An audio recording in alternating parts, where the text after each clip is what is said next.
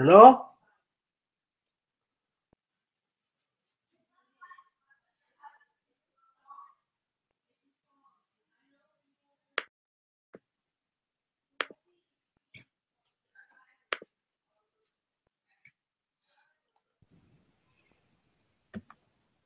Okay, ahí. Can you hear me now? You hear me? Yes. Okay. ¿Qué más, hermano? Pretty good, man. How are you doing? Good, good. Ahí, en la misma vaina. Good. ¿Y qué más? ¿Cómo? Yeah, doing okay, man. Just getting ready to move and yeah, doing a couple of things here and there. ¿Voy a Orlando? Yeah, ¿Y cómo le fue la entrevista? it went well. It went really well. Yeah, can't complain. Just playing the waiting game now. So you know how that goes. Yeah. So how's everything there? How's everything over there? It's going. Same thing. Nada diferente. Oh, that's good, man. Ahí le di el número a un compañero que también está interesado en los cursos. Oh, okay. Se llama Joelis.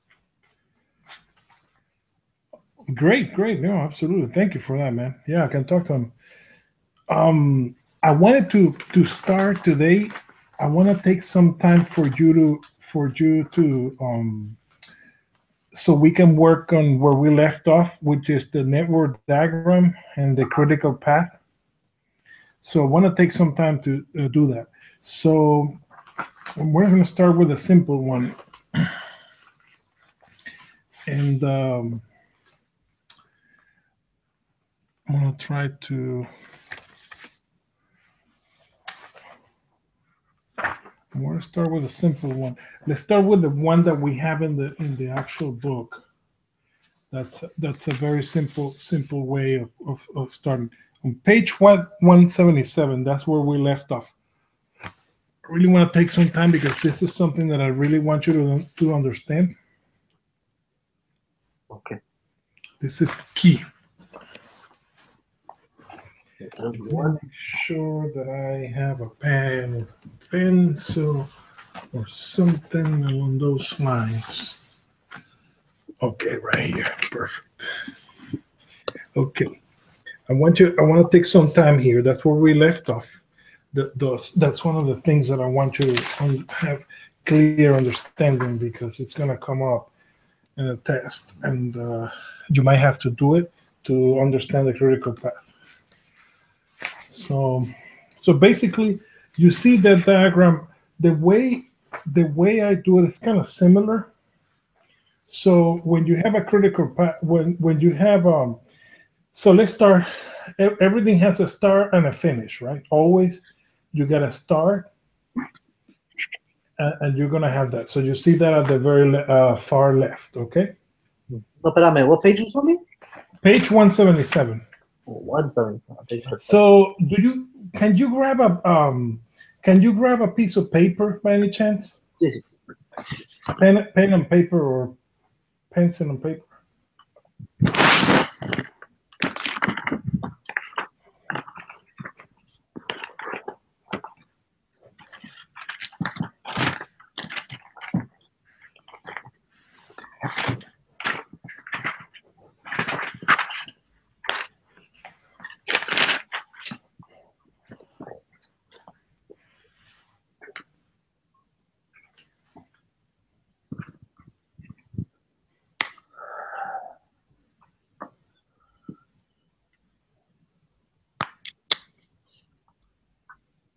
Okay. Okay. And I want you to do something very simple. Kind of draw the same four. You see A, B, C, and D, right? Those are activities. Uh-huh. Okay. So in your pen and paper, draw the four squares for A, B, C, and D, please. The same way that you have them in there. So in the middle, you're gonna put the name of the activity.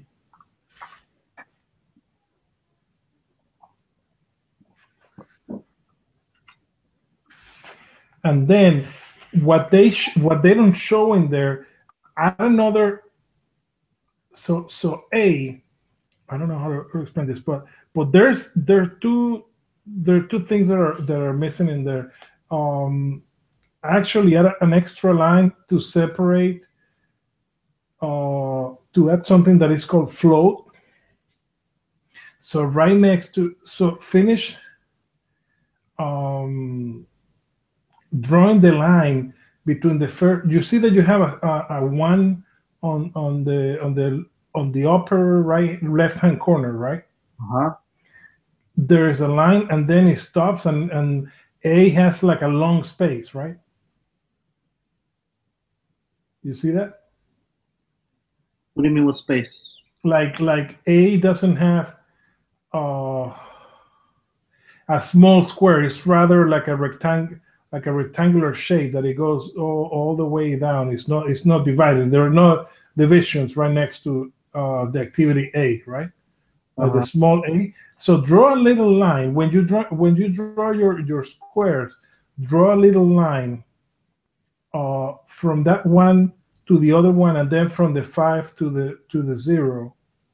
So you separate, because we're gonna there's something that they don't show here that we're gonna need to add to make it easier for you to understand, which is float. So let's actually put it this way. Think of it as a spreadsheet, and it's going to have three columns, and then um, three columns, and then it's going to be 3 by 3. Mm-hmm. The table. Imagine that you're on a table, so 3 by 3. Because right now is um, you see what I'm saying? So the A should be 3 columns as well, where the A is. Yeah, where the A adding a line between the one and the one and the other one and the lower left hand corner, and then and between the 5 and the 5. Yes. So closing the little line, so it's not just that long rectangular shape for A. The numbers. What's that? They put in the numbers as well, No. Don't put any numbers. Just draw the lines but only for A. for all of them. Well, For A, B, C, and D.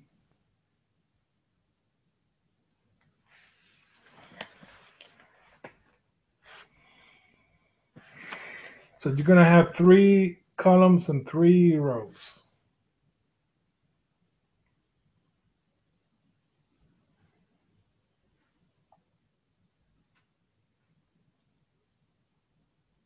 Let me take a picture of this and send it to you. Probably this helps of what I'm saying.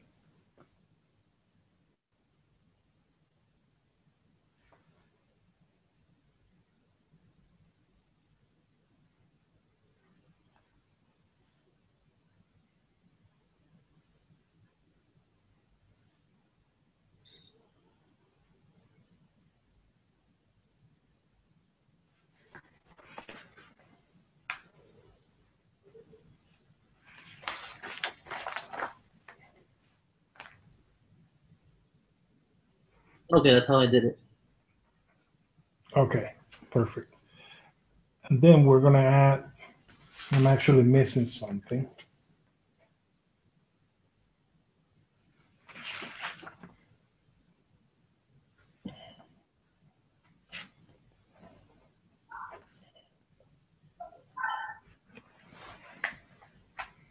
Let me send you. So this is what they have in there basically.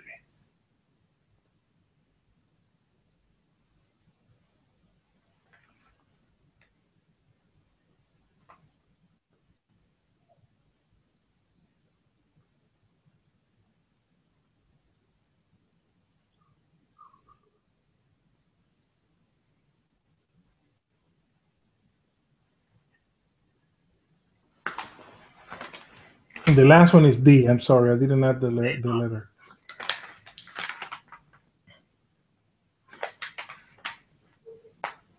And then from start, there's an arrow that goes and goes to A. I missed that too. But you see the diagram? That's what they have that's what they have in the pin book. See it? Sí. Okay. So this is what what they're gonna give you. So just follow with me. So one of the things that they're always gonna give you is the duration. Okay. The duration is gonna be given to you. So you have the activities, and then they're gonna give you the durations. They might give it to you they might give it to you on an actual paragraph, part of the question. So that's something that you gotta build. So the duration in this case, look at the on page 177. It goes on top. The way I do it is because I think it's easier. It's actually um, I put the duration below the letter. They use it for total float. Man, you can use it like that. We do the key a little bit different for critical path. So the key. I don't have that in here. Yeah, the key that I use is a little bit different. So it's basically the duration.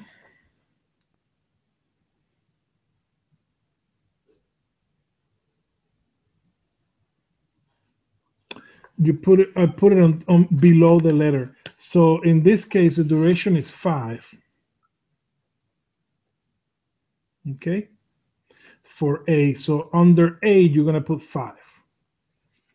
Under B, you're gonna put 5 as well. Under C, you're gonna put 10. And under D, you're gonna put 15. Follow me? Mm-hmm. That's the Okay. duration. So, and then they start a little bit different too, because the way they Wait, start. oh, no, but like you say to the opposite on it. So like No, just below the letter, just the cell under A, the cell under B, the cell under C, the cell under D. So let me send you another picture.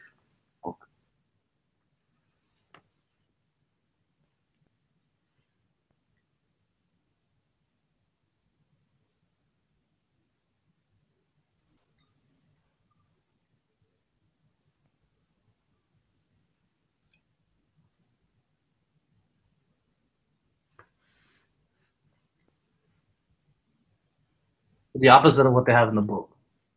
Yeah. Okay.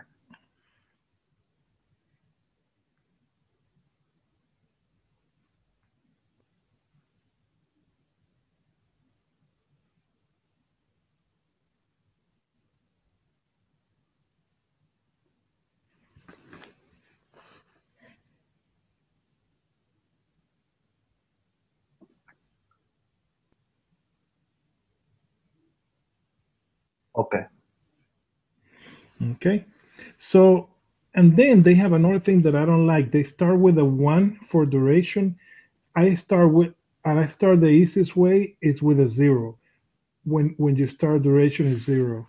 So they say this example uses the accepted convention of the project started on day 1 for calculating calendar start and finish dates.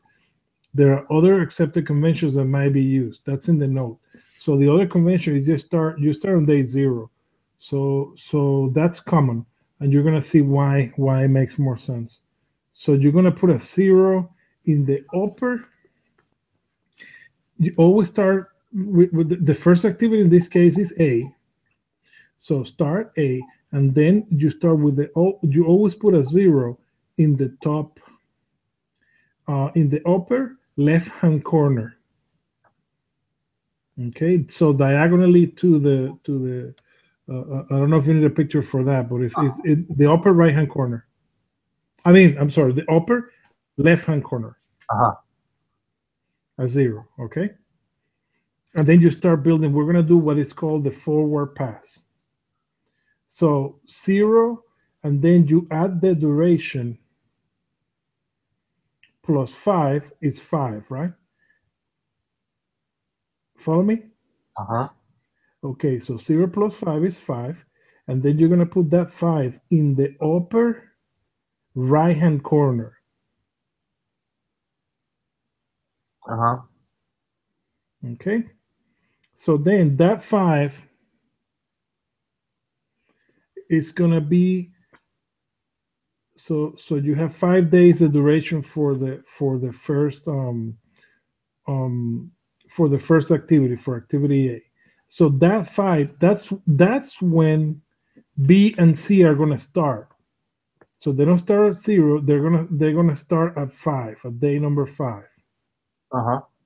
Okay, so you're gonna put five on the upper left hand corner for both B and C.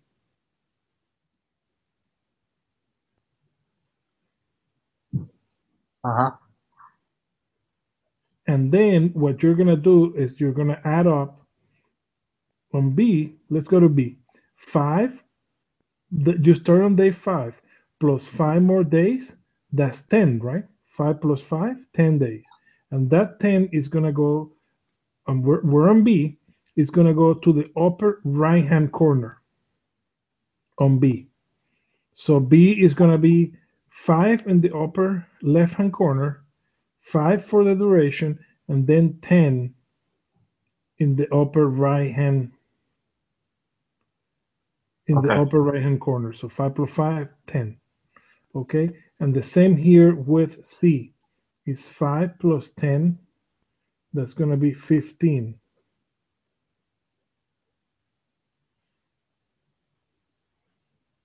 Okay. Wait a second. Let's see something weird here. Oh, yeah, that makes sense. Oh, no, no, it's fine because, I got confused the, for a second too, but no.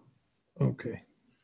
So then you have an activity D that two of them are common, Uh-huh. right? So this is the trick here. What we're doing right now is called forward pass, by the way. Uh-huh. We're doing the forward pass. So when we do the forward pass, so we're adding up. So then is the actual, you have a duration,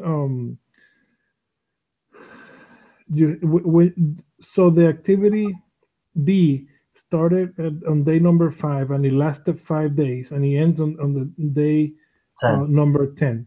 And then the activity C started on day number five, for the last. and but it lasted 10 days, right? And ended on day 15. Okay. When you are doing the forward pass, you take the higher number. I want you to write that down. The forward pass, you work with the higher number.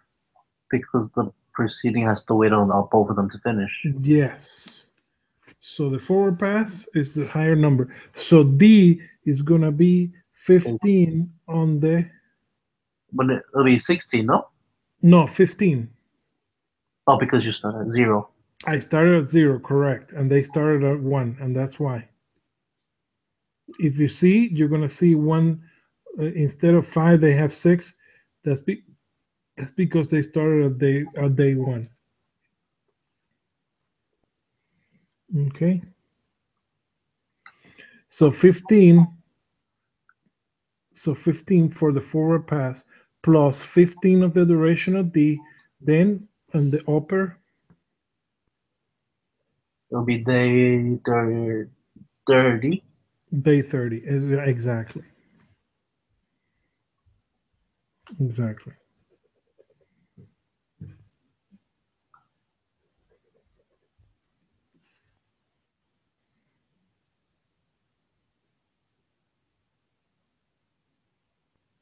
So then we're gonna do something that is called the backward pass. Okay. So then 30, you start in the lower right hand corner. You're gonna go backwards now. So you put 30. So 30, and then minus the duration is 15.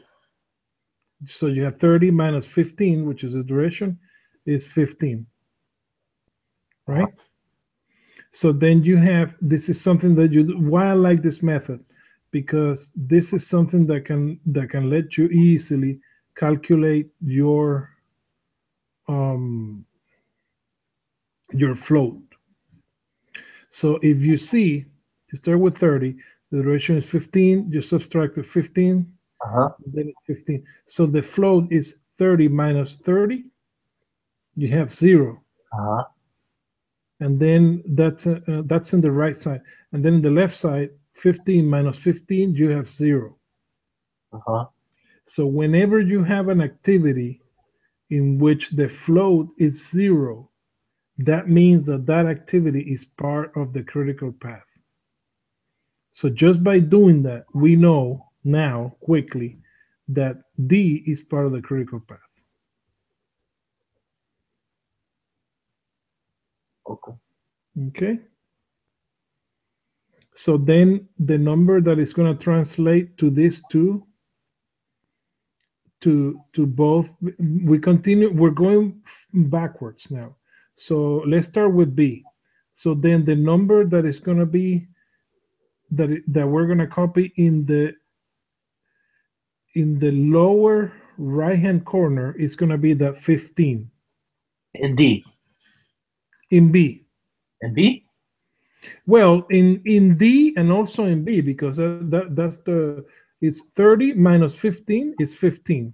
So yes, in D it's 15. So that 15 is going to also translate to B and C. Okay. You see it? So you're going to copy that 15 into, let's work on B first. So we're going to put that 15 on the lower right hand corner. So it'll be 10 blank 15. Okay. And the same goes for C. We're going to put that 15. So it'll be 15 on C, it'll be 15 blank 15. Okay. Okay. So now we're going to work on B. So 15 minus 5, that's 10, right? Uh-huh. And then 15 minus 10. 5. Let's go to C. Sorry, that's for B. Let's go to C. 15 minus 10. 5. Okay. 5, right? So Uh-huh. let's calculate the float on both. So 10 minus 15? 5. No. 10 Minus. minus 9. Minus 5. And 5 minus 10? Negative 5. Minus 5. Yeah. Okay, so that's to keep you in check too. If they give you a different number, then you're doing it the wrong way. So minus 5 on both sides, right? On the left. On both. 5 minus 10 is minus 5. 10 minus 15 is minus 5. Uh-huh. So on B, the float, you have a minus 5. That's your float right there. But if you look at C, 15 minus 15 0. and 5 minus 5. 0. Okay. So then this is when we're continuing our backward pass. So now we have 10 in one number, 10 in 10 for B, right? Uh-huh. And then we have 5 for C. So we have two different numbers. But the rule is that we are for the backward pass, we have to choose the lowest number. So in this case, what's going to be the lowest number? 5. Correct. And then look at that. You put a 5 in there, minus 5? 0. 0. Correct. And let's do our float. 5 minus 5? 0. And 0 minus 0? 0. Okay, that's how you do it. So let me take a picture of the thing, and I'm going to show it to you. So, but we're not done yet.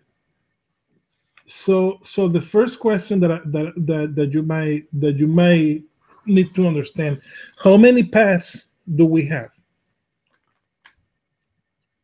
How many ones, sorry? Path. How many? The paths. The number of paths. 4. No. One's gonna be the path is gonna be, and let me show you with that. So we have one that is, if you go start, then you go to A, right? Uh-huh. And then you go to B. You have one arrow that is going from A to B. And then you have another arrow that is going from B to D. And then there's another arrow that is going from D to N. So that's a path. So you have your first path is A, comma, I'm sorry, start. Always start with a start. Start A, and then B, and then D, and then N. That's one path. You see the arrows? Yeah. One goes from start to A, from A to B, from B to D, from D to N. Then you have another path. You have start from A. I'm sorry, from start to A, and then from A to C, and then from C to D, and then from D to N. And that's 2. That's the second path, and that's it. Those are the only two paths that you have in there. So the second path. Tell me the second path. We'll start Uh-huh. to A, from A to C, Uh-huh. from C to D to N. To N. Exactly.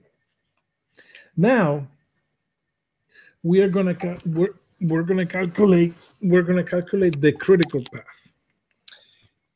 And I want you to understand something really clear. The critical path. What is the critical path? The critical path is the shortest time. It's actually the longest path. Uh-huh. The longest path in the project. I'm sorry, in the diagram, and that's gonna tell you the shortest duration of the project. So it's gonna be the longest path. But there's a very easy way to look at it. And that's why I like this type of diagram better than the one that they use in the Pinbook. I like to do it like this because you can easily identify the critical path whenever you have the activities that have a total float of 0. The ones that have a total float of 0 are part of the critical path. So if that's the case, what is the critical path? Going through C. So tell me the path from the beginning to end. From start to A to C, from C to D to N. Correct. And you also got to calculate the duration of that path. So the duration of the path is, you just add up the duration of the activities that are part of the critical path. So what is the duration of the critical path in this case? 30 days. And how did you get there?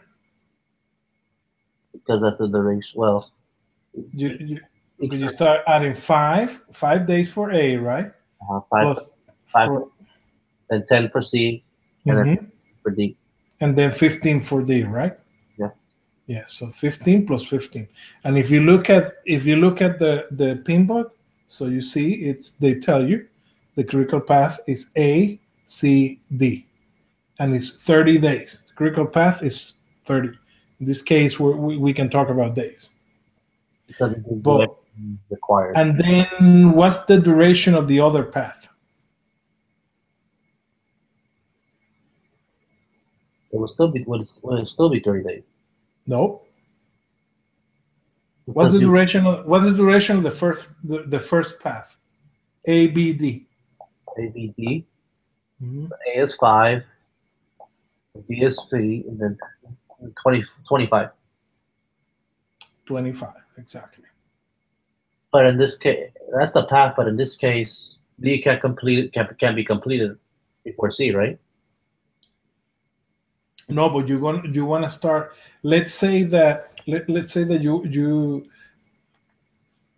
B can be the importance of calculating the critical path is that you have to, let's say that you are in a project and they're asking you to shorten the duration and work on try to do your constraints. I mean, let's say that you have your sponsor and you need to really focus on delivering the project the shortest time possible that you have. So the active and or you have problems with your resources that are being pulled over to work on a different project, and you're gonna have to work on something. So you have to make sure that your resources can finish the activities that are part of the critical path. A, C, and D. B, you can leave it for later. Okay. It's not affecting your critical path, so you can finish A, C, and D, and then work on B. That's what they're telling you here. Okay.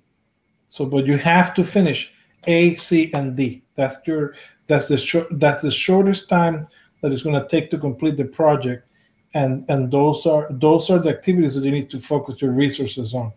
A, C, and D. You can, let's say you can. What they're telling you is that you cannot delay A, C, and D. There's no delay. No delay allowed.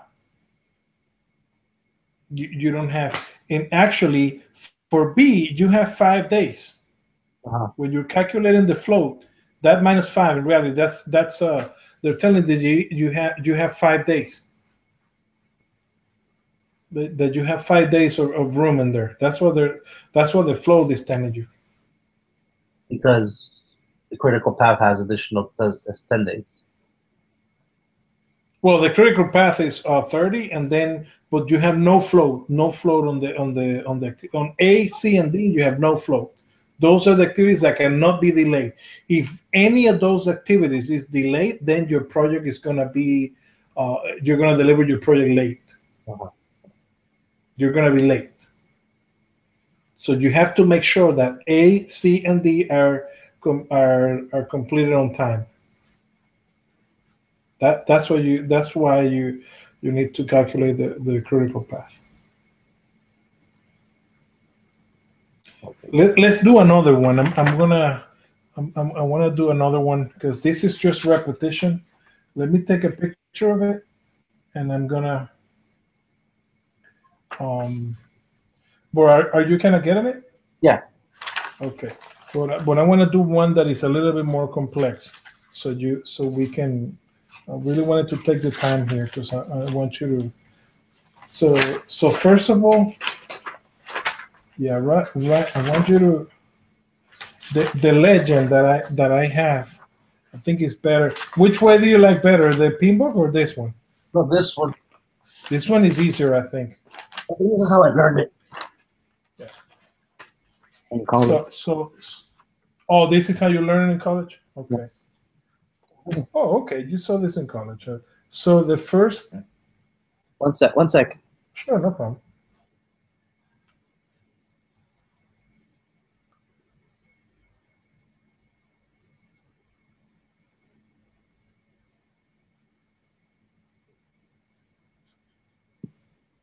Sorry about that.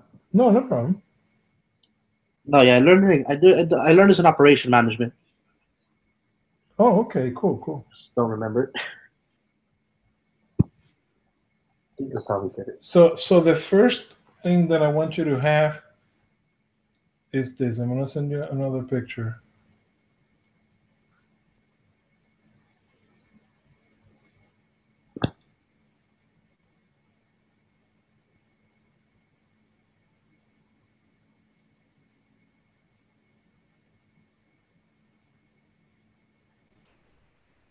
That is the legend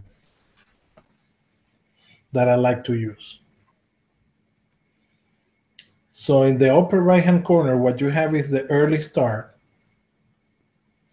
then the ID, which is the letter for the activity, then the late start um, in the lower left hand corner.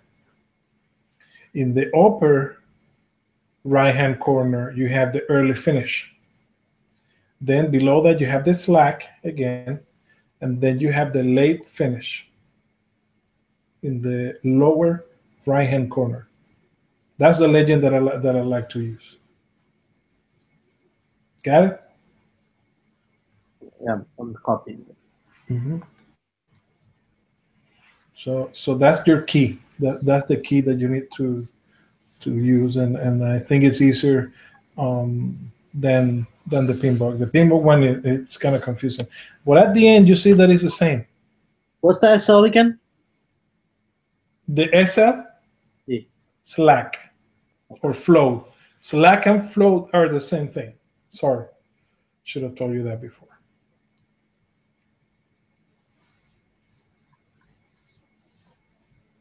Mhm. Okay, Other things.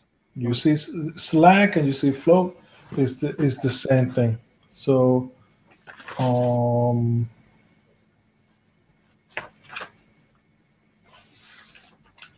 I want you to draw.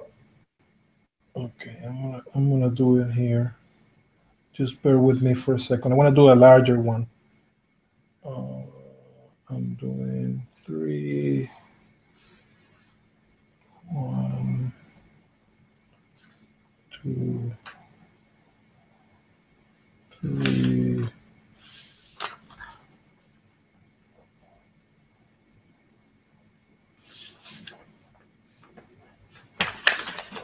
I think with this exercise, you are gonna be golden.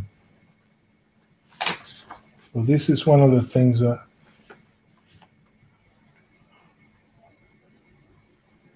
once we do this one, you're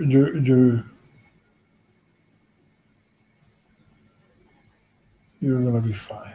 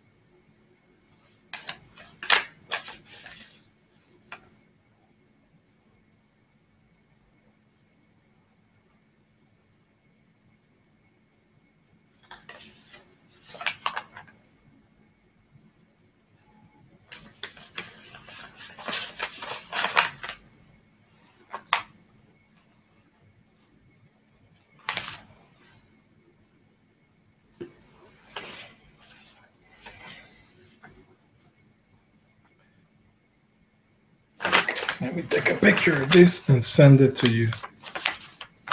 Oh, let me add the different federations all on. 5 PS6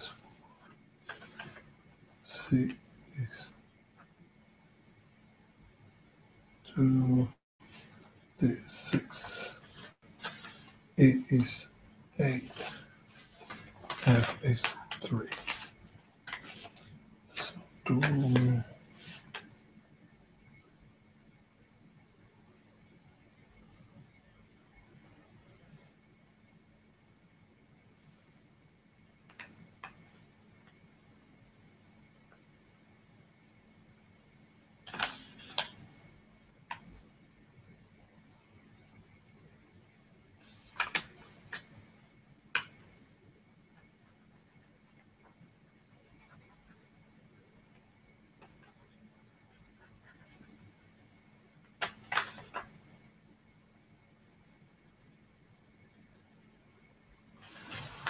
okay.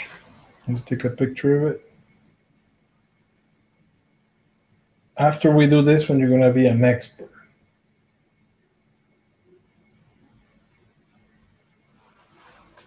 Start.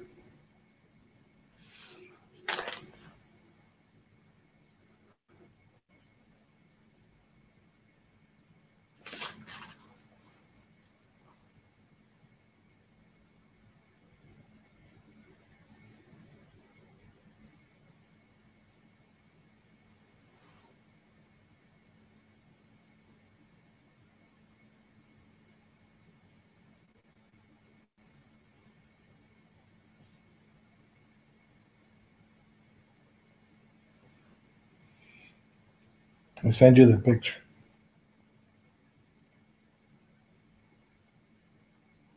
This one has 6 activities. Okay. And I put the names, and I put the duration.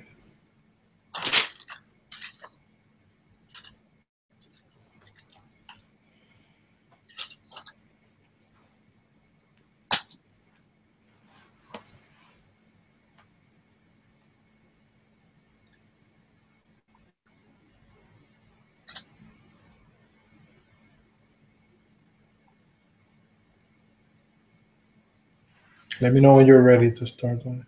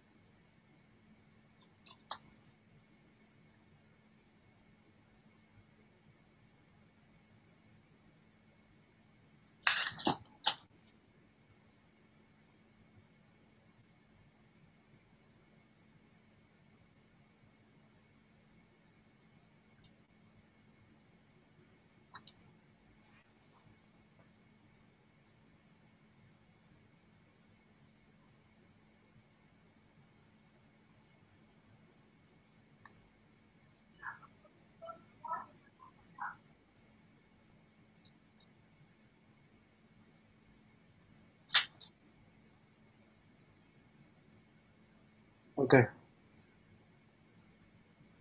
Okay, got it? Sí. All right. So first, start doing the forward pass. So we start on activity A. The early start is going to be 0. Okay. So 0 plus 5 is the early finish. So that's 5, right? Then let's go to activity. Early start So for B is 0.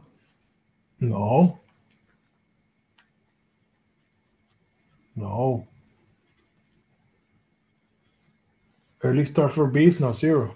For A. I'm just What is, also what is it? There's an arrow that goes from A to B. And there's also another arrow that goes from A to C. uh-huh. So what is the early start for B? For B, 5. Mhm. For B, 5. Yeah, because 5 days have passed. Okay, so let's work on B.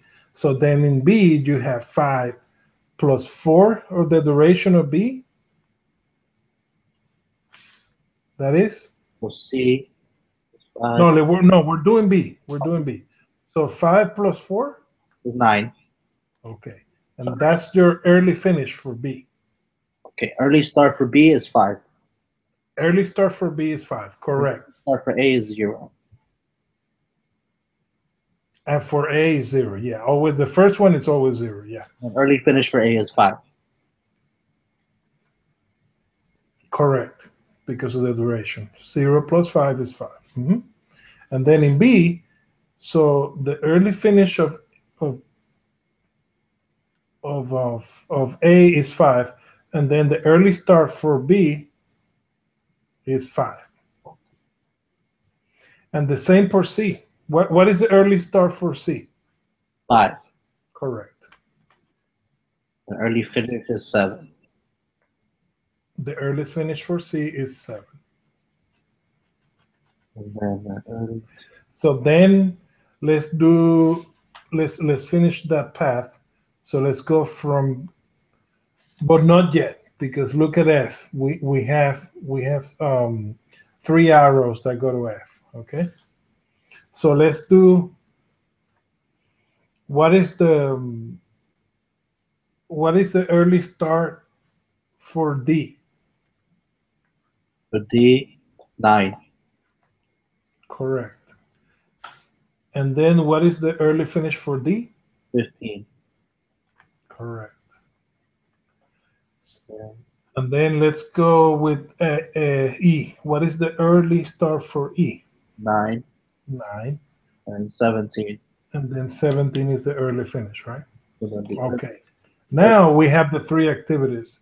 So we have C is the early finish is 7, D is 15, and E is 17. So which one is the early start for F?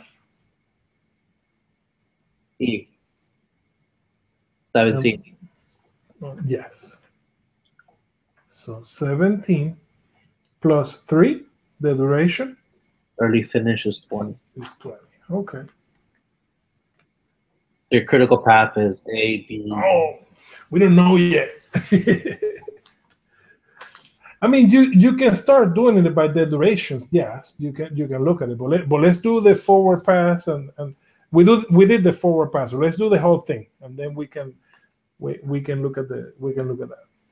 You can see it. If you do the backward pass, you'll see which one is the critical path really quick, without going through all of them and wasting your time. Remember that you're saving time. So you start, and these you gotta become automatic. So then you have your. So what it would say that the late finish for the last one is the same as the early finish. So it's 20 minus 3, 17, right? Okay. So what's the slack or the float for F? 20 minus 20? 0. And 17 minus 17? 0. Okay. So we know now that F is part of the critical path. It only makes sense because it's the last activity. So okay. This 17, the late start for F is gonna be the late finish for C, D, and E. So it's gonna be 17 for E, 17 for D, and 17 for C. Okay. Let me just wait. So let me go back to F. So because there's no slack on F, it's 17 and 20. So late finish is the same as early finish on F. Late finish is late finish on F is 20. you subtract the duration and then you have the late start. So 20 minus 3, that's 17. We're on F. So in the last activity, the rule says that the late finish is going to be the same as the early finish. So it's 20, right? But then continue, if you want to continue doing the backward pass, to that late finish, you're going to subtract the duration. So it's 20 minus 3, 17. So the late finish is 17.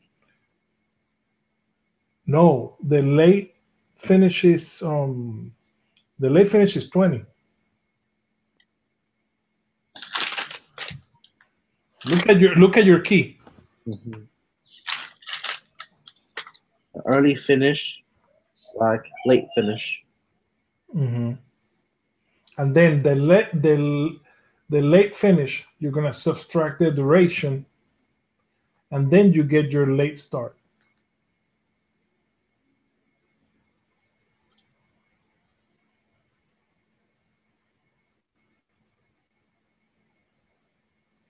You see it? Mostrame can you show me your F?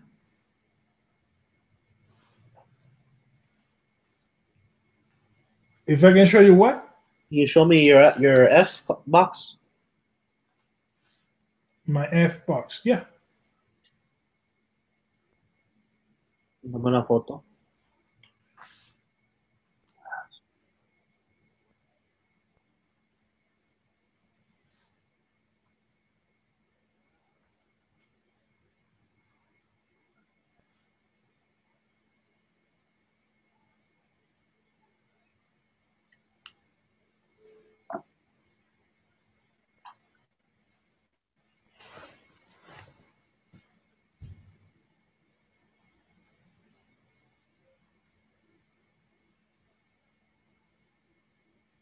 Got it?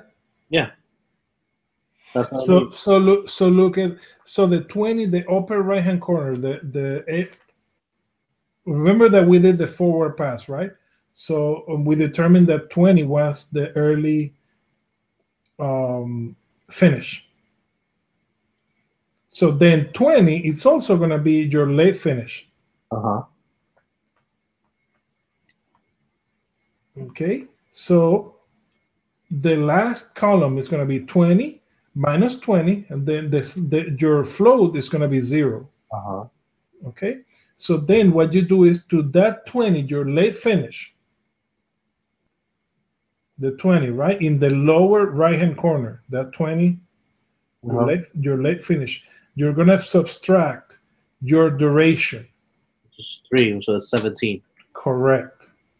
Your 17 is And 17 minus 17, 0.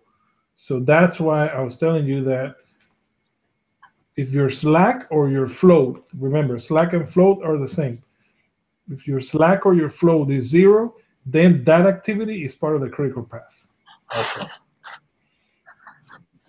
Okay, so let's continue. So we have 17 is your late start for F, right? Uh-huh.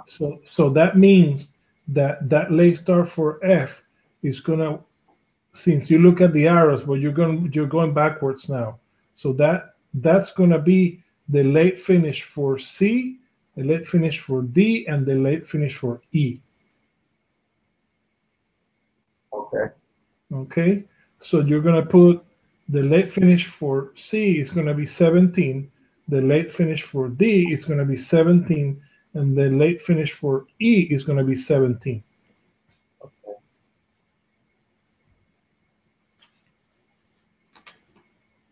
Got it. All right, Uh-huh. and then we continue to do it. So let's go to C. On C, 17 minus 2, 15 is your late start. 15 is your late start, correct. Let's go to D. 17 minus 6, 9 is your late start.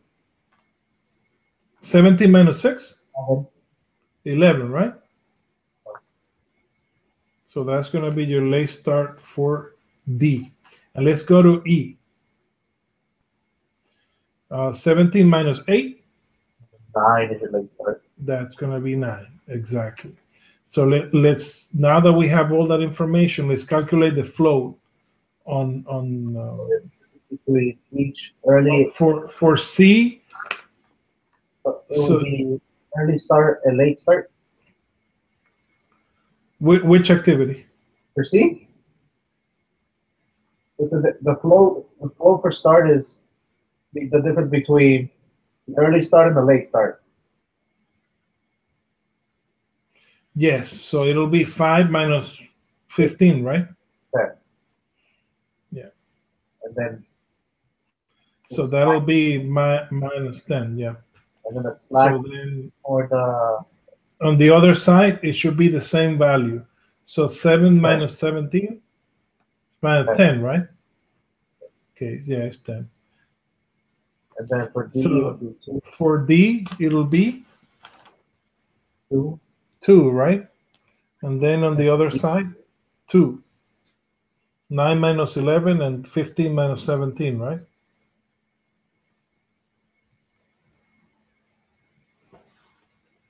Hello?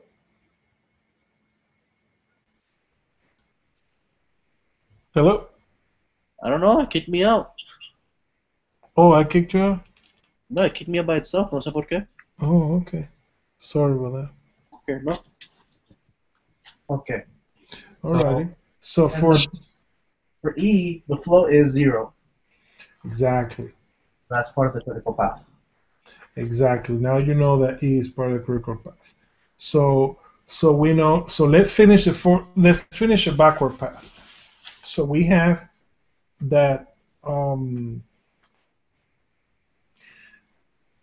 For B, the late finish will be 17.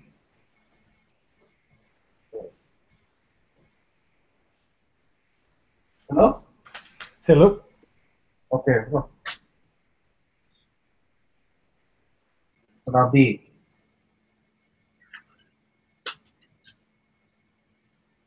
¿Escuchas? Yeah, let me see. Yeah, yeah. Okay. So for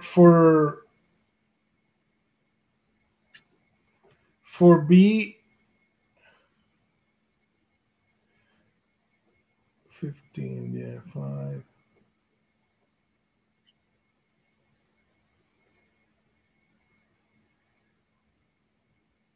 And then, okay.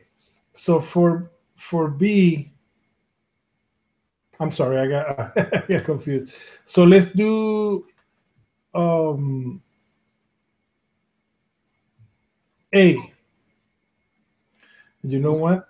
It is the early start is gonna be the early start is gonna be the late finish of the previous one. That's how it goes. On A. Yeah. We didn't do B though, yeah? For A, yeah, the rule is for the early start is gonna be the late finish of the previous one. So in this case, if we go from C to A, Uh-huh. it's gonna be 5. The late start. Uh, Yes. So the late start is 5 for A. yes. No, the late start for A is gonna be 0. The early start for C is 5, right? Uh-huh. So then the early start for C is gonna become the late finish for the previous one. That's what the rule says. Sorry about that. Okay. So that's what the rule says. So the early start for A is gonna be 5. I'm sorry. The late finish for A is gonna be 5. Yeah. The late. Yes. And then the late start for A is gonna be 5 minus 5 is 0. There's no slack on there. Yeah. And then you calculate the float and it's 0. And then B. And then for B, you have, in this case, both of them are the same. So both of the early finish. No, I'm sorry. Both of the early starts are the same, 9 and 9. So it's 9. You see, It's that late finish. the early start of D is 9, and the early start of E is 9. So then the late finish is gonna be 9. Which makes that 0. Yeah, and then 9 minus 9 is 0. And then Yeah. 9 minus 4 is 5, right? Which is the 9 start. So, what's that? The late start for D is 5. The late start for B is 5, yes. And there's no slack. So if you look at it, now you see now you see the activities that have 0 slack or 0 flow. The critical path. Yeah. So what's the critical path here? Start A, B, E, F.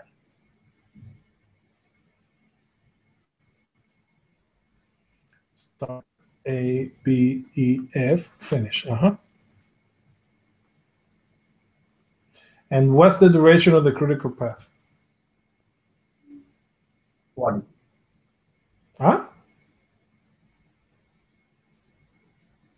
Duration of the critical path? Yeah. 5,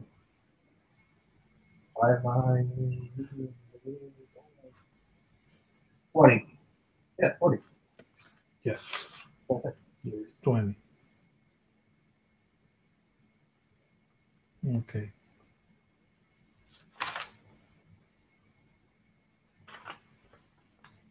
And how many paths do we have in here? We have 1, 2, 3. Yep. And what's the minimum that it's going to take to complete the project? 20. 20 days. Yes. All right. So you get it now? Yeah. Okay. So just practice a few of this, like change the values, add more activities, and it will become second nature. But I really wanted to take the time to explain. So the key here is that the critical path is the minimum duration of the project is gonna have. Okay, but it's the longest path. So make sure that you understand that it's the longest path. And when you do the calculation, all of the activities that have 0 float or zero slack is the same thing. Those activities are part of the critical path. So when you have slack or float on the activities, is that means that they're not part of the critical path, and by calculating the float is that they can wait those. In this case, C can wait 10 days. D can be late for 2 days, and it's not going to affect the duration of the project. That's what basically is telling you. So you have to make sure that A, B, E, and F are not delayed. If they are delayed, then your project is going to be late. That's where you actually need to make sure that the the activities that are part of the critical path are not delayed, because it's going to delay your project. Got it? Awesome. All right, let's take a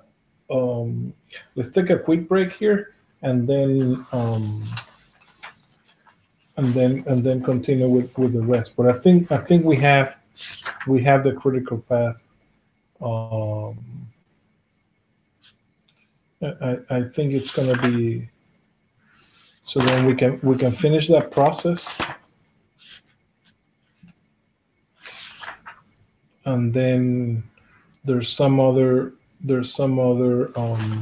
techniques that I want you to finish, and some of the techniques. Yeah, well, let's take 10.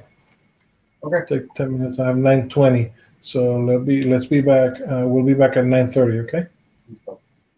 Awesome, great, man. I'll talk to you in a second.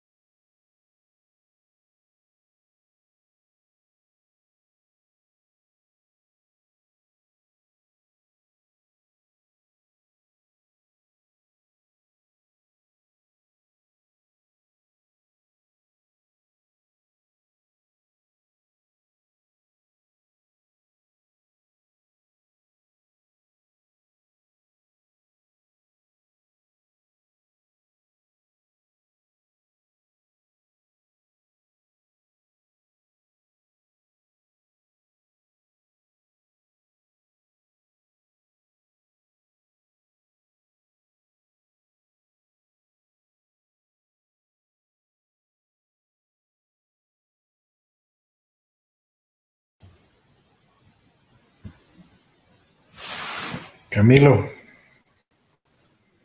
are you there, bro? Oh, Ready? sí. All right, man. Okay, so we cover the critical path method. So basically, with that, yeah, that's important for you to know. So practice it. I remember the forward pass, the backward pass, what we said, or the float, the activities that have float or slack, uh, total slack of 0. They are part of the critical path. The calculating the critical path, you have to. It's going to be the longest path, and that's going to show you the shortest time that it's going to take you to complete the project. So basically, the question might be, it's not going to be, oh, what is the critical path? Might not be like that. The question that they might ask you is that this project has 5 activities or 7 activities. They might give you the durations, and they can ask you, what is the shortest time that can take to complete the project? So then you have to build your diagram with the information that they give you, calculate the critical path, um, but not just the sequence, but the duration of the critical path, 20 days, 35 days, whatever days it takes. And that's the answer. So the shortest time that it's going to take to complete the project, let's say that the critical path is 20 days, then 20 days is going to be the shortest time that it's going to take to complete the project. Okay? Okay. So make sure you understand that. All right. So this is part of the process of developing the schedule. So let's continue with some other. Besides the critical path, you have the critical chain.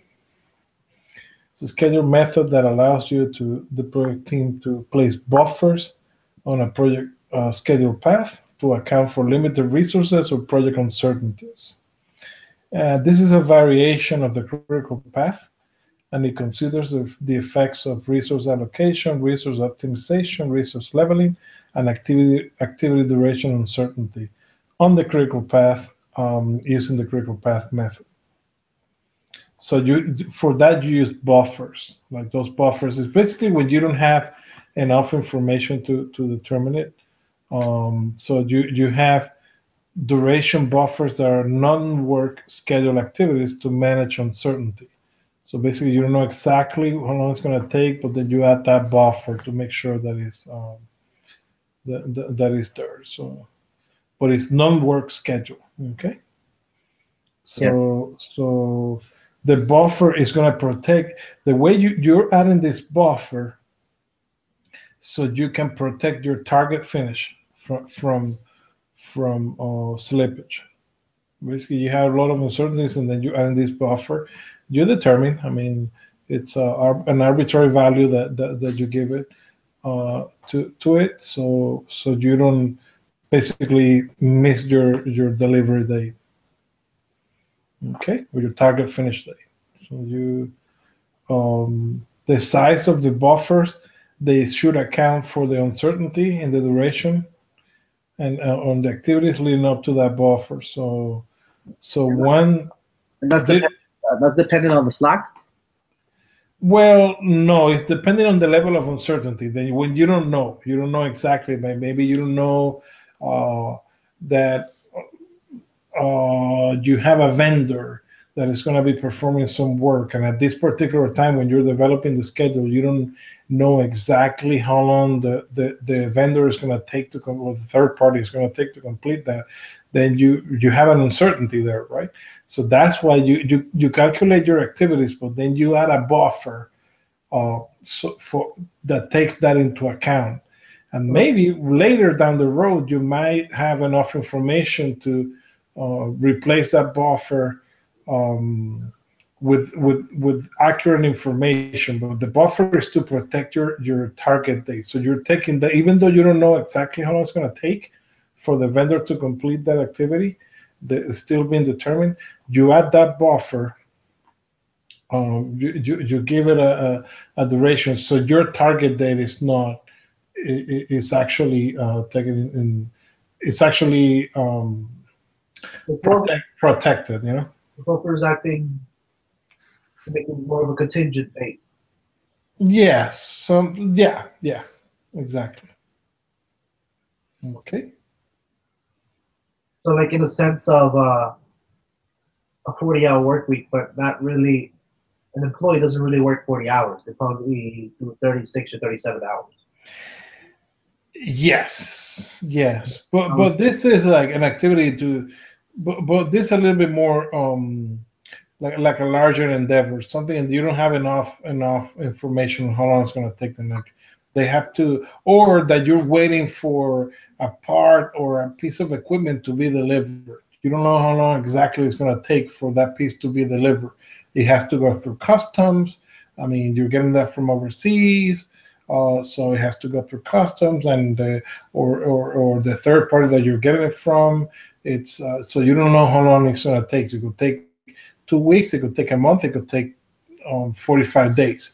So so it really depends. I mean, you try to get a ballpark from them, and then based on the worst case scenario, that's what you use for a buffer. Let's say that the ballpark that they give you is between anywhere between 15 and 45 days. You put 45 days as your buffer, and that way you account that's a non-work activity, but it's a buffer of 45 days that you added to your to your diagram, to your network diagram, and that way you're protecting your date. But let's say that they burned in 15 days instead of 45, then you have some slack in there, you know. So it's going to be to your advantage. I mean, then the delivery date is going to be you're going to be ahead of schedule based on that, which is great, you know. But you go with the worst case scenario and that way you're protected. okay. All right. So then you have something that is called another technique that they use is resource optimization. Uh-huh. So the first one is leveling. Um, you wanna the first one is resource leveling. So you this is basically a technique in which start and finish dates are adjusted based on resource constraint. So you can balance. Your goal is going to be to balance the demand of resources with available supply. So so resource leveling is good when shared or critically required resources are only available at certain times or in limited quantities or over allocated. Okay. Okay. Um, so so so activity A. Let's say that you have Tom working on activity. Tom and Sue work on activity A, and the duration is 8 hours. And Sue is working; it's also 8 hours. And then activity B is going to take Sue 8 hours as well. But when you're leveling, so you have the two of them, the two activities working, um, and then you see something here that is not actually true. Look at this case. You have the start and then activity A, Tom and Sue working 8 hours on activity A, right? And then you have Sue working on activity B at the same time in parallel for another 8 hours. So Uh-huh. that's a total of 16 hours for Sue and 8 hours for Tom. We know that the day has, Sue might not be available to work 16 hours straight. First of all, the regular work day is 8 hours, right? So then, in some cases, that might be true, but ideally, um, that's not going to be the case. I mean, Sue to work for 16 hours straight, that's going to be a tough that's going to be a tough one. So what you do is, well, Tom and Sue, they're not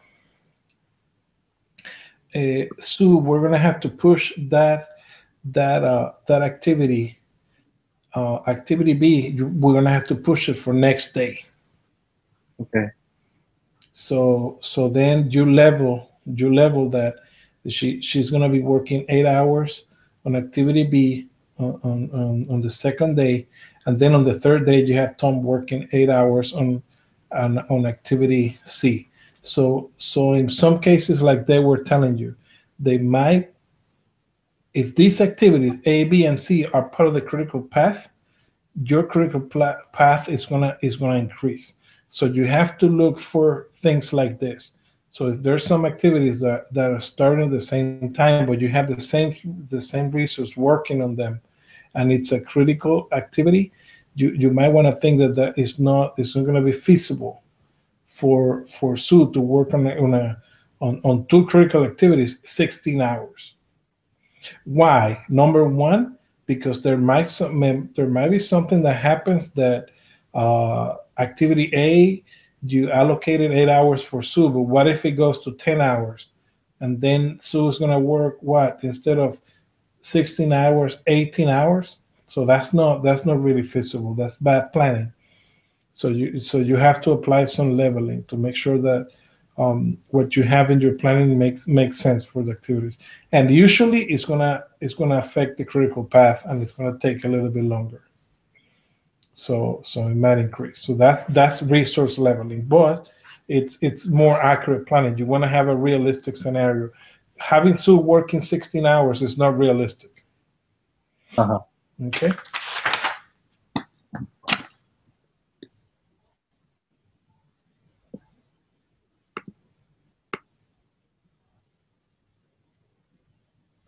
So another technique is resource smoothing. So in here, what you do is um, you adjust the activities of a schedule, so the requirements for resources on the project do not exceed certain predefined resource limits. It's very similar to what we did before, but the difference is that in resource smooth, the project's critical path is not going to be changed, and the completion is not going to be delayed. So in this case, what you're using is the slack. Activities may only be delayed within their free and total flow. The resource smoothing might not be able to optimize all resources. So this applies only to the activities that have slack, not to the ones that are part of the critical path. Hence the reason they tell you that it's not going to affect the critical path. It tells you activities may only be delayed within their free and total flow. So the ones that have flow, those are the ones where you can apply resource smoothing. But your critical path is not going to be affected. You're not touching those activities. Okay. So another tool and technique that you use for develop schedule is modeling techniques. Um, so you use for modeling techniques a what if scenario. So it's the process of evaluating scenarios in order to predict their effect positively or negatively or project objectives. So this is where you ask, what if the situation represented by scenario X happens? So then a scheduled network analysis is performed using the schedule to compute the different scenarios, such as delaying a major component delivery, extending specific engineering durations, or introducing external factors such as strike or a change um, in the permits and permitting process. So the outcome of the what if scenario can be used to assess the feasibility of the project schedule under under adversity, and also helps in preparing contingency and response plans to overcome or mitigate the plan of unexpected situations. So that's a way. So what if this happens? Then what if try to be ready before something happens. So then you have another modeling technique is simulation. It involves calculating multiple project durations with different sets of activity assumptions, usually using probability distribution constructed from the 3-point estimates. to account for uncertainty. And we're going to cover that, the 3-point estimates later. You have the pessimistic, most likely, and optimistic. Those are the 3 points. I go Pessimistic, most likely, and optimistic, in which distribution of possible activity durations is defined for each activity and used to calculate a distribution of possible outcomes for the total project. But usually the most common one was going to be what if scenario. Then the leads and lags. This is where you use the floats. That's where you use the floats. So leads and lags are refinements applied during network analysis to develop a viable schedule by adjusting the start time of the successor activities. The leads are used in limited circumstances to advance a successor activity with respect to the predecessor activity. And lags are used in limited circumstances where processes require a set period of time to elapse between the predecessors and successors without work or resource impact. So kind of leads and lags, and that's related to the again to the flow that you have. So and also, so some activities can start before or can start at the same time. So you can play with that when you develop your schedule. Some of them can start 15 days after, so that will be a lag, or can start 15 days before such activity starts, so that will be a lead. Okay. So then another technique that you use when you're developing your schedule, very important ones are, and this is going to be coming to you a lot, is how to compress the schedule. So schedule compression. So this one, these two are very important. So this is going to be, these techniques are used to shorten the schedule duration without reducing the project scope. So you're going to shorten the duration, but you're not going to be reducing the scope. You're going to complete the same scope. So you have to, in order to meet schedule constraints, impose dates or other schedule objectives. So the two techniques are mostly used is crashing the schedule. So crashing the schedule, but remember, you're not going to affect the scope, but you're balancing the triple constraint. The triple constraint is scope, which is the amount of work that needs to be completed in the project, the budget, meaning your money, the budget for the project, and then the schedule, the time. Okay, so one of those is going to be affected by this crashing. So the first technique is crashing. So this is when you use more resources. You just throw bodies at it. You throw bodies at it. Yes, that's called crashing. But guess what? What's going to be impacted when you use crashing? Cost. Correct. Your cost is going to increase. So you're balancing the triple constraint, and you have to let and this is something that they don't want to understand, and they don't want to. So you got to be clear with the sponsor. Okay, we can apply crashing, and yes, we're going to shorten the schedule, the time, but your cost is going to increase. So you have to be aware of that. Everybody has to be aware of that. So, but not. There could be a point that crashing sometimes doesn't increase the cost. It's just you're using more resources is going to increase the cost. But I mean, if it's less time, sometimes it balances out, no? Yes, it's going to be less time, but your cost is going to go up regardless. You're either using more people, or you're using overtime, or you're paying more one way or another. So your budget is going to be affected. Okay. Okay. Even though your time is going to be shortened, your cost is going to suffer. So as long as they are aware and the budget can handle it, and everybody is aware of that, that's fine. But you have to make sure that everybody understands that, because people tend to, oh, okay, so my budget is going to be the same. No, it's not going to be the same. You're bringing more people, or you're approving overtime, it's going to cost more. This is why you have hired employees instead of contractors. Yeah. So then And you also gotta be cognizant that not always produce a viable alternative and may result in increased risk and cost. And let me explain you why. And this is something that a lot of people don't see and a lot of people don't understand. The fact that you're bringing more resources, let's say that you're adding more developers to work on it, that doesn't mean that the work is going to be completed quicker necessarily. Why? Because there might be a learning curve. The developers, or let's say that you're bringing an even worse, an offshore team to work on some tasks, they might not have the knowledge about the solution that you're developing. So they're going to need some training from the developers that are currently working, that are going to have to stop the work that they're doing in some cases just to allow this new team that is going to be working on the solution to be to bring them up to speed in regards to the work that needs to be done.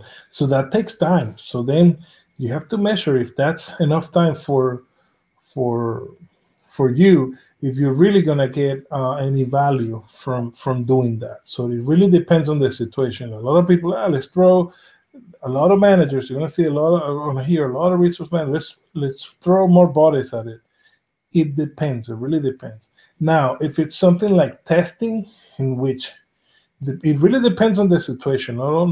So you have to be use it at your own discretion. If it's something like testing that you can add people and with a really quick training, and you can have a bunch of users that can test the solution, and then in that case it might work.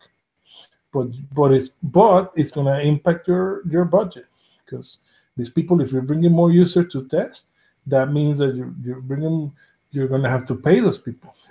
So the budget of the project is going to be affected. So that has to be taken into account. But what I'm trying to say is that crashing works, but not all the time. Okay. So the other one is fast tracking. So this is when you do some activities that are normally done in sequence, you do them in parallel for at least a portion of their duration. So parallel means the same thing as staggered, right? Yeah.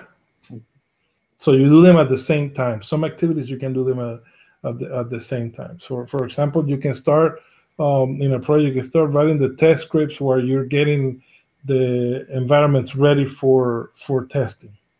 You can do those two tasks at the same time. Or so within the project, some activities can be done at the same time. So that's fast tracking. So you're compressing some activities that normally are done in sequence, you do them in parallel. Or some particular development, you do it in parallel, because it's two separate teams that can work on that development, and then that can be done in parallel. So you can shorten the duration. That way you shorten the duration of the project. So they give you an example here, is constructing the foundation for a building before completing all the architectural drawings. So you're finishing the drawings, the architectural drawing, but you already know about the foundation enough to build it, and then you do it before the drawings are ready. Usually the architectural drawings are done before that, so before you build the foundation. But you have to also be cognizant that fast tracking may result in rework. You might have to redo some things, and that brings additional risk. And also, you also got to remember that fast tracking only works if activities can be overlapped to shorten the project duration. So that's your goal. So now I want you to understand the big difference. Crashing means resources, adding resources, and fast tracking means the schedule. That's just related to activities in the schedule that can be done in parallel. Okay, big difference. So then another tool and technique that we have is the scheduling tool. Automated scheduling tools contain the schedule model and expedite the scheduling process by generating start and finish dates based on the inputs of activities, network diagrams, resources, and activity durations using schedule network analysis. Scheduling tool is Microsoft Project or Workbench. So that's what it is. So basically, scheduling tool can be used in conjunction with other project management software applications as well as manual methods. Scheduling tool is Microsoft Project. Simple as that. And then what did you get?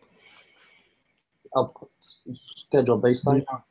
The baseline, yeah, which is the approved version of a schedule model that can only be changed through change control procedures.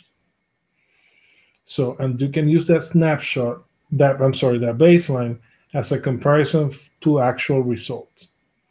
This is the baseline is approved by everybody, the appropriate stakeholders, and with start dates and baseline finish dates. During monitoring and controlling, the approved baseline dates are compared to the actual start and finish dates to determine whether variances have occurred. The schedule baseline is a component of the project management plan. So very important output. And then the other output that you have, huge one, because you were developing the project schedule, you have your project schedule. And you have your Gantt chart. This is, look at page 183. Okay, with the milestone charts, your project schedule network diagrams, and your bar charts, or your Gantt charts. I've always hated Gantt charts. Okay. And then you also have some schedule data, resource requirements by time period, alternative schedules, best case or worst case, or not resource level, with or without imposed dates. Then, and also the scaling of contingency reserves. Then another important output is the project calendars, which is going to identify the working days and shifts that are available for scheduled activities. That's part of Microsoft Project. Then the project there are going to be some project management plan updates. The project management plan might be updated, but it's not limited to the schedule baseline, the schedule management plan, and some of the updates might be, some of the project documents might be updated as well. Okay, so the activity resource requirements. If you apply some leveling, there might be some changes that need to be taken into account. The activity attributes. Make sure that you have everything in place. The calendars, there might be some changes in regards to calendars. You might have some project calendars, individual resource calendars, etc. And then, very important, because remember that if let's say that we apply crashing or we apply fast tracking, that's gonna bring some additional risk. So the risk register might need to be updated to reflect new threats or opportunities that might come up through the process of developing the schedule. Okay. All right. So that's that for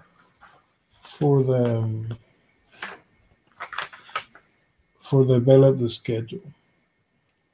So we are done with project time management. Okay.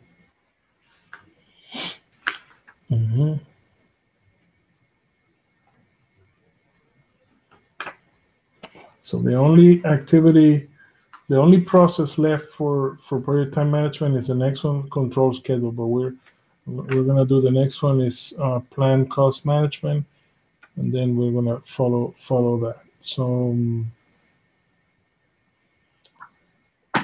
well, we can do. Hey, can you do tomorrow? Tomorrow? Yeah. Yeah. Yeah. If you can, let me know. I'll confirm too. But I'd like to do tomorrow to see if we can catch up. Okay. Start catching up with stuff. Well, how do you like it so far, man? No, interesante. And it just makes me think differently. Yeah. I'm sure it will. And now it's starting to make more sense. I'm sure. Sí. It's starting to make more sense. Hey, brother, I also wanted to ask you for another favor. That will help me tremendously, bro. do you think you can make the payment of the second part of the other half of the thing? No puedo, I can't tell next week. Oh, that's fine. That's fine. Yeah, next week will be great, man. It's on next Friday. Next Friday is when I get paid. That's fine. That's fine. Okay. That works like a charm. That works perfect, actually. So that works, and by then we'll be in a better place too. Okay, that works. So what we'll do is we're gonna finish the next process that we're gonna do is plan cost management. Then we're gonna do estimate cost and determine the budget. So you see, we're doing triple constraints. So we did scope, we did time, and now we're gonna do cost. Then quality, that should be quick. Resource management, that should be quick. Communication management, then risk management. Will take some time there. That might take a little bit, but we're getting there. We're gonna break. We're gonna get in good shape when it comes to planning. You see, most of the processes are in planning. So but we're getting there. Well, we have a few. Can get them tomorrow. I think we can do all cost, quality, and HR. Well, cost depends, and because there's going to be some formulas in there.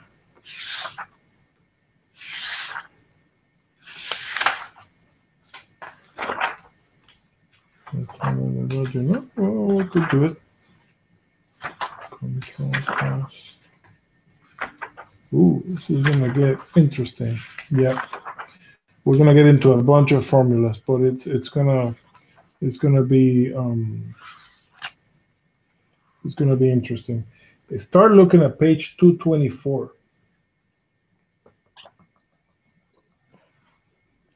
Because that's important. That's another page that I would like you to make a copy of, and then page 224.